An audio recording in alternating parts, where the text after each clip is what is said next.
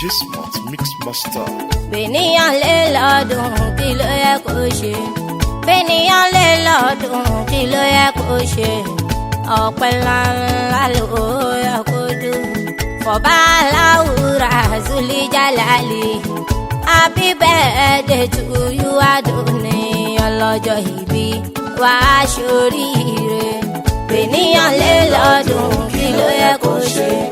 Bènìyàn lè lọ́dún kí ló yẹ kó ṣe. Ọpẹ́ ńláńlá ló yẹ kó dùn. Fọba aláwùrà Zuli Jalali. Happy birthday to you Adoni. Ọlọ́jọ́ ìbí wàá ṣoríire.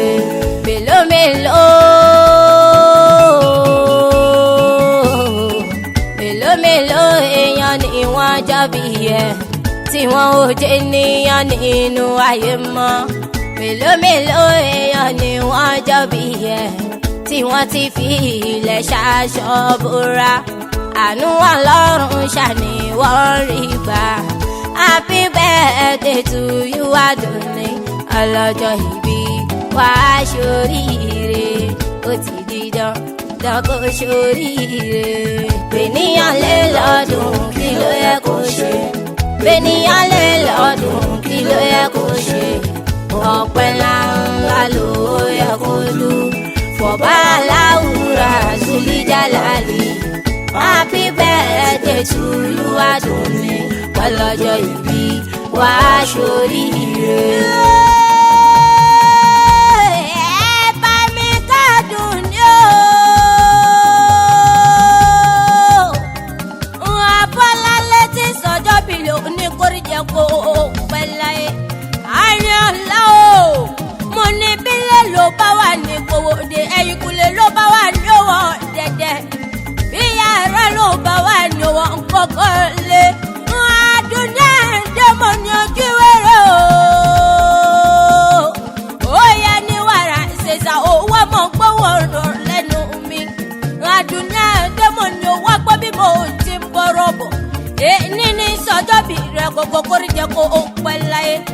Ọdọọdún la fi rorogbo, ọdọọdún la ra òòsà wá, ọdọọdún la rọmọbi lóyà tẹ.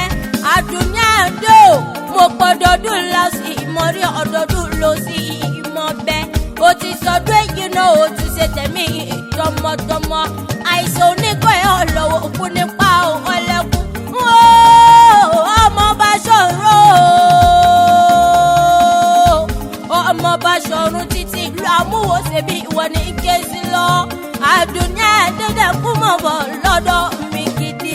Wọ́n yẹ òkèrèlé o, òkèrèlé o, òkèrèlé àwọn bàbá tóbi ọlọ́mọ. Ìlà lórúkọ la fi mọ̀ lù láńjẹ́. Akèrègbè olórúkọ méjì bẹ́ẹ̀ àgbẹ̀ níjẹ́. Níbo ní ṣe láwọn bàbá tóbi ọlọ́mọ. Ìwọ lọmọ wọn lòdì àwòrì, àwòrì àgbẹ̀ sọ. Ìwájú ọlọ́kọ̀ tí sọ́wọ́. Ẹ̀yìn ìkùlẹ̀ ọlọ́kọ̀ tí ṣèjì gba ẹ̀lẹ́kẹ̀. Ògèdèǹgèdè o, ògèdèǹgèdè o, ògèdèǹgèdè ọlọ́kọ̀ tí kò yẹ̀bẹ̀ lójú omi. Àdùnní àdó mo gbé wọ̀ lọ́mọ káfọ́ pàwá káfàjẹ̀ wá kásọ̀ pánú kásàjẹ̀nu káwá mọ́gèdèǹgèdè ọwọ́ wa méjèèjì. Kámú wakọ̀ délé àwọn bàbá tóbi ọlọ́mọ. Èèyàn kò ní gbowó ọkọ̀ lọ́wọ́ oṣù. Mo là kí gbowó ọkọ̀ lọ́wọ́ àkẹ́sọ̀. Èèyàn tó bá gbowó ọkọ̀ lọ́wọ́ rẹ̀. Wọ́n nẹ́tọ̀ wọn àkọ́tọ̀ pàtàkì yóò sì gbọ̀rọ̀ alákejì lọ ní. Nínú ilé àwọn bàbá tóbi ọlọ́mọ. Ọmọ arógún mọ̀mọ́ sá. Àwọn ọmọ ogun ní wáṣẹ̀ ni wọ́n pèrè kí àwọn bàbá tóbi ọlọ́mọ. Lákìlákì o, mo pé lákìlákì, lákìlákì là ń bá wọn nílé yín. Nínú ilé àwọn bàbá tóbi ọlọ́mọ gbogbo. Àdùnní àdó o ti sọdún èjì náà o ti ṣe tẹ̀mí tọmọtọmọ. Ọmọ fi pópó yọjú kẹ́tù. Ọmọ fi dà yọjú ìdáwó mi tí wọ́n pèrè kí àwọn bàbá tóbi ọlọ́mọ. O ti sọdún èjì náà o ti ṣe tẹ̀mí tọmọtọmọ. Wọ́n rí mo pé wọ́rọ̀ mi wá o. Èmi kúkú kọ́ mọ̀ rárá.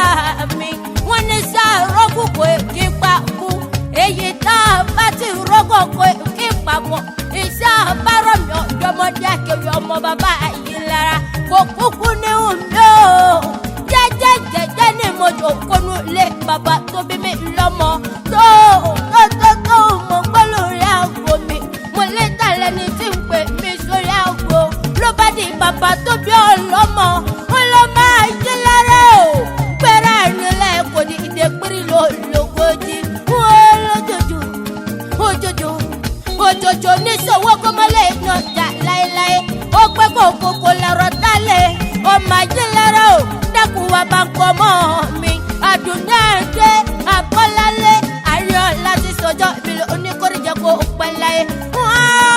ó lábí birthday to you wish you long life and prosperity láti lédùn umari ọba tó dá ọ sáyé gbogbo ọmọ ìyá rẹ̀ pátá ló ní kí ọ mọ̀jẹ́ sọ́lá ní kí n mọ̀ kí ọ ní pé ìjẹgbẹ́ ìjọ Fatima ní kí n kí ọ kọ́ ọdún Abíọ́dún sọ pé òun pa àṣeyẹ Abíọ́lá ní kí n mọ̀ kí ọ ní pé ìjẹgbẹ́ ìjọ Ismaila sọ pé òun nífẹ̀ẹ́ yìí ṣàṣemọ Rẹ́mọ́dì ló kọ́ ọdún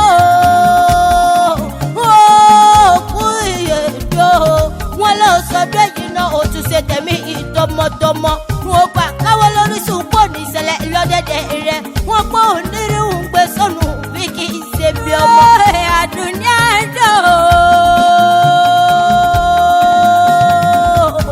mo kọ́ ọdún ẹni ọ̀sìn ìtúkọ̀ àṣeyẹ wọn ọmọ wọn nílùú dẹ́ta tí ìṣẹ̀lẹ̀ àwọn ọmọ tó bí ọlọ́mọ àdùnní àdébọ̀bàmọ́ mi ò ṣàgbọ́n ẹlù mi gidi àríkí lórúkọ tèmi jẹ́ ọ̀dọ́ máa ń dágbére ọmọ bàbá yìí lára gbogbo ẹbí rẹ̀ pátá wọ́n wá forí sí mi lẹ́nu wọ́n ní kí n mọ̀ pé o àtùpà la fi ṣe é gbọ́dọ̀ kú o àtùpà la fi ṣe é gbọ́dọ̀ kú o Abọ́lálé tẹ̀rí ẹ̀ é gbọ́dọ̀ kú rárá àtùpà la fi ṣe é gbọ́dọ̀ kú o àtùpà la fi ṣe é gbọ́dọ̀ kú o àtùpà